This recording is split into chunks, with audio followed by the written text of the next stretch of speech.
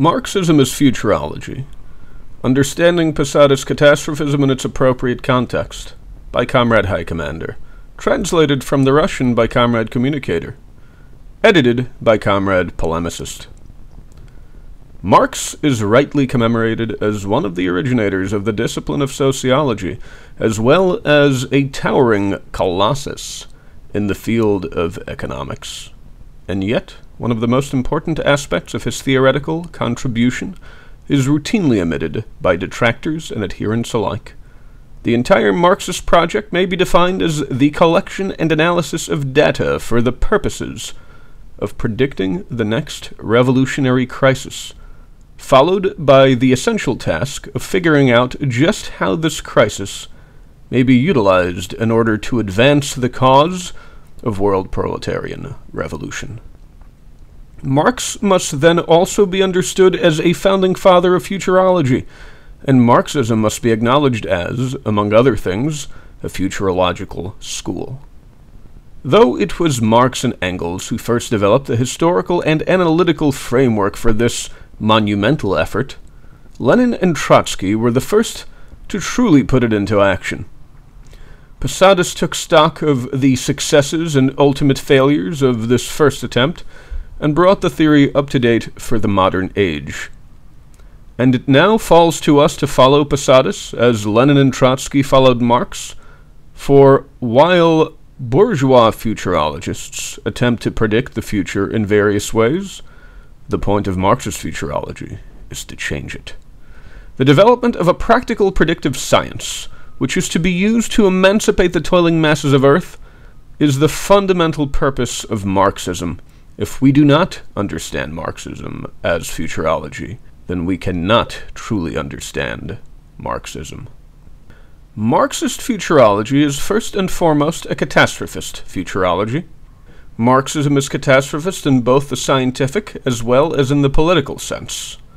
When we say catastrophist in the scientific sense, we are referring to either the implicit or explicit focus on extreme moments of social and technological disruption in Marxist historiography, on the crisis as a prerequisite for the revolution, and on the revolution itself as the defining event or necessary driving force of history. But while Marxist futurology's relationship to the crisis, the extreme event or the social catastrophe, is perfectly analogous to catastrophist theories in the physical sciences, Marxist political catastrophism presents a more unusual case. In politics, catastrophism tends to express itself as an appeal to an impending crisis, or a series of ongoing or predicated crises, which is meant to justify an extreme course of action proposed by the technocratic power structure, or even the creation of permanent emergency powers, or some equivalent thereof. Though this is not unheard of in Marxist theory and praxis, this species of catastrophism played a prominent role in the early degeneration of the worker states, this is not Marxist political catastrophism in any meaningful sense. Marxist political catastrophism distinguishes itself by its eminently optimistic and direct nature, while we have never forgone an opportunity to point to the failures and contradictions within the capitalist system on which any given social crisis is predicated. We do not merely attempt to terrify the public with tales of impending doom in order to browbeat them into submitting to our program. Quite to the contrary, the greatest successes of the proletarian movement have always come about due to the intelligent and well-organized utilization of the conditions created by the crisis itself. We do not simply seek to use the idea of the crisis, but the very material of the crisis itself, which we understand to be the very vital stuff of history to achieve our ends.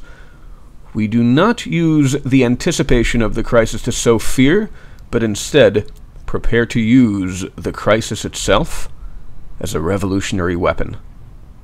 In this sense, our political catastrophism is reactionary political catastrophism turned on its head. The fundamental questions of Marxist catastrophism form the basis of bitter disputes within the socialist movement. What constitutes a revolutionary crisis? Are we in the midst of one now? What is the task of the proletarian militant during non-revolutionary times? Some define the revolutionary crisis so specifically as to define it right out of existence, while others see a potential breaking point lurking behind every municipal election or burning dumpster, projecting a revolutionary mirage that is always imminent, but always just out of reach. But we must move beyond mere factional squabbles and examine these vital questions scientifically. We must understand that the revolutionary potential of any crisis within the current system must be gauged according to both the geographical scope of the crisis, as well as its depth or severity. The First World War was a crisis within capitalism, the geographical scope of which encompassed the major European imperialist powers of the time, as well as the Ottoman Empire. The depth of the crisis created by the war, however, differed from country to country, and since our subject is specifically the proletarian revolution, we must consider a third vital factor: the state of the proletarian movement within each specific country. We all know how this international revolutionary crisis panned out. It was a near thing in Italy, Germany, and Hungary, while revolutions of national independence in Egypt, Sudan, Ireland, and Malta struck a blow against British imperialism, and both the Ottoman and Austro-Hungarian empires collapsed. But it was only in the Russian Empire, where the socialist movement was as strong, advanced, and deeply rooted as it was anywhere else in the world, that the severity of the crisis was certainly greatest, that a worker state was successfully established. The lessons of the Great Soviet Experiment are manifold, but perhaps the most important of these is that socialism in one country is not a sustainable goal, even if that one country is as vast and rich in natural resources and human ingenuity as the Soviet Union. It then stands to reason that in order to spark a revolution that will have any chance whatsoever of creating world communism, we first need an international crisis that is felt as deeply all across the globe as the destabilizing effects of the First World War were in the Russian Empire, and we will most likely need a world socialist movement that is as strong, advanced, and deeply rooted as the Russian one was in 1917. It would seem at first glance that we are in the camp that has defined the revolutionary crisis out of existence, but nothing can be farther from the truth. Juan Posadist, Argentinian socialist and leader of the Fourth International in South America, infamously pointed to an imminent global crisis that not only meets these requirements, but, in order to compensate for the atrophied state of the international socialist movement, actually exceeds them. Because of this, Posadist and his adherents have been pilloried as advocates for global nuclear war. This is the equivalent of accusing Lenin of having been a supporter of the imperialist world war, and using his revolutionary defeatism as the sole basis of the charge. Because that is the true nature of Posadist's nuclear realism. It is nothing more and nothing less than a reinvention of Lenin's revolutionary defeatism for the atomic age. Both Lenin and Posadist assessed the stark material circumstances that history had placed before them and asked themselves, how can this be used to advance the cause of revolutionary communism? And yet, whenever a Posadist walks into the room, it is as if the Red Death has arrived at the masquerade. The terrestrialist Trotskyist, who had just started lecturing some anarchist about the revolutionary necessity of the suppression of the Kronstadt Soviet, suddenly falls silent. The Stalinist, who was just about to start lecturing the Trotskyist about the revolutionary necessity of the Great Purge, cries out in shock. We hear the old refrain up and down the line, "Revolution is no rose garden." But any discussion of the revolutionary potentialities of the nuclear war is beyond the pale. Why? Well, why else? Because it makes their roses wilt. The violent reaction that our ideas elicit from the terrestrial leftists are nothing more and nothing less than the result of a recognition, conscious or unconscious, that Posadist has simply resolved a major contradiction within their own doctrines, and they are as terrified of the very fact of their resolution as they are of its nature.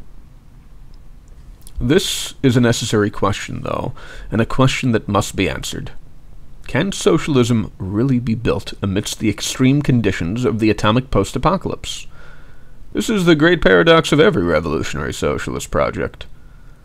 The very same extreme conditions that sufficiently weakened the czarist state in order to create a revolutionary opening did not immediately disappear after the Bolsheviks took power. And these conditions did indeed make building a socialist society that much more difficult. And it was not the presence of these extreme conditions, but their geographically uneven distribution that allowed the revolution to be contained. If the post-war situation in the other imperialist powers more closely resembled the total and utter collapse of Russia, it is very likely that the revolution would have been global in scale.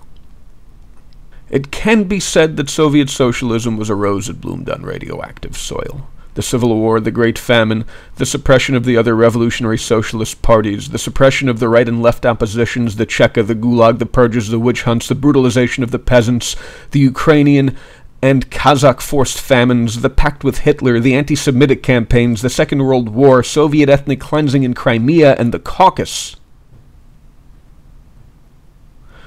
Disaster followed upon disaster, atrocity on atrocity. Whether we call these unavoidable tragedies, revolutionary necessities, unfortunate missteps, suicidal incompetence, or outright crimes against humanity, it is undeniable that each and every one of them not only made building socialism more difficult, but also made the socialist society that was being built uglier and uglier. But comrades, we have never claimed that actually existing post-apocalyptic socialism will be pretty. We freely admit that it may well be even more hideous than any of its predecessors. Our claim is simply that only socialism can save humanity after the oceans rise and the bombs fall, and that no one, other than Posadist himself, has yet proposed any other path to world socialism that stands up against the parameters that have been established by history itself.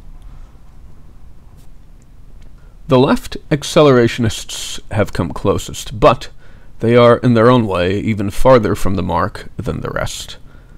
The accelerationists propose that the global crisis that will bring an end to capitalism is capitalism itself.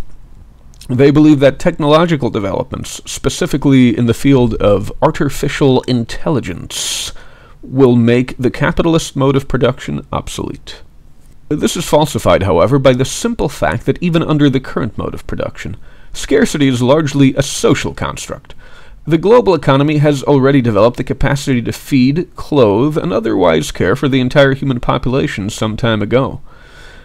And yet the most abject privations in all of these areas persist on a vast scale. Obsolete social, economic, and political structures are incredibly resilient and tend to set the parameters for whatever eventually replaces them. It is also true that the same technological base can support very different sorts of societies. As different as the medieval free city was from the feudal manor, as different as classical Athens was from its neighbor Sparta. Without some sort of extraordinary socio-political intervention, any AI created under the current mode of production will simply reproduce the current mode of production, not challenge it. This is already evident in the algorithms that use big data to reproduce currently dominant race, gender, and class hierarchies under the flimsy guise of robotic objectivity. Even if we are on the cusp of a transition to an entirely new mode of production, and even if that transition follows the primrose path dreamed up by these accelerationists, it will be less like a transition from capitalism to socialism, and more like the transition from feudalism to capitalism. Such a new mode of production would most certainly retain property, poverty, war, gender, race, which is to say, class society itself. A social structure that is determined by an emergent AI is in actual fact simply a society whose parameters are determined by the class interests of the bourgeois technocrats who design that AI's architecture. But the chief error of the accelerationists lies in their total misapprehension of the nature of the singularity. Any serious student of history can plainly see that capitalism's true singularity is not AI, but global climate collapse and nuclear war.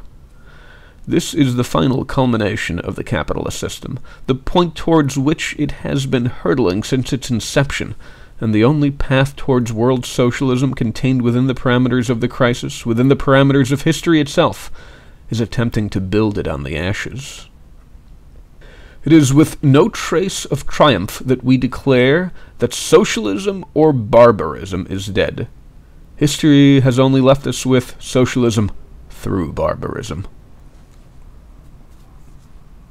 It is difficult to blame the terrestrial left for recoiling in horror when confronted with the sheer world-shattering enormity of the global catastrophe that is required to create a revolutionary opening.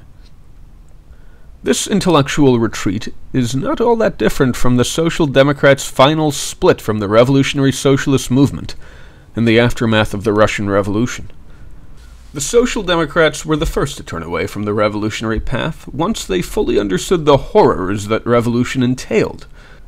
This not entirely unsympathetic cowardice was, however, coupled with something far more sinister, a deeply held conviction, either implicit or explicit, that bourgeois actors working through bourgeois institutions are more trustworthy stewards of the socialist project than the toiling masses, and this error has been replicated by subsequent evolutionary revisionists, such as the left accelerationists, whose doctrine transfers the mantle of the revolutionary class onto the technocratic bourgeoisie.